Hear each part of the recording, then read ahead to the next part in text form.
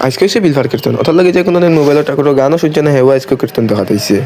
तू समझा औरत का चक्कर बाबू भैया সো গাইস আমিও কীর্তন দেখার লাগে এই যে বিলফার লগে আছে আরেক জ্ঞানী যেন কীর্তন খেলে হইবার अबे साले তো hi guys no guys I am this blogger welcome to my blog so সবার ফার্স্টে যে কীর্তন দেখাত কারণ তোমরা তো জানো আমি সারাদিন ঠাকুরের গান শুনি चल झूठा সো গাইস তারপরে এই যে কিছু গান কারণ গাইস ফার্স্টে পেট পূজা তারপরে ঠাকুর পূজা सही पकड़े हैं। সো গাইস পেট পূজা হয়ে গেছে এখন স্টাডি বাবুটা আমি আর খিচুড়ি খাওয়ার পরে দেখা যায় তারা শরীরের এনার্জি বাড়ি গেছে अबे साले সো গাইস তারপরে হয়ে যায় দেবাশিস রে আর হে হইছে এক বদমাশের লাগে মানে ফাইনাল ফ্রেন্ডের মাঝে কোনো ফরক নাই যারা দেখবো তারা ইশারা মারবো मतलब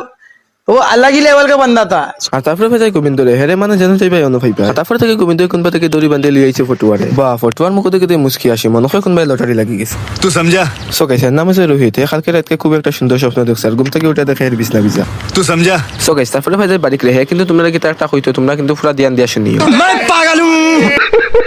সো গাইস ব্লগটা কিন্তু খালি মজা লাগে কেউ কিন্তু সিরিয়াসলি লইও না বিশেষ করে রোহিতে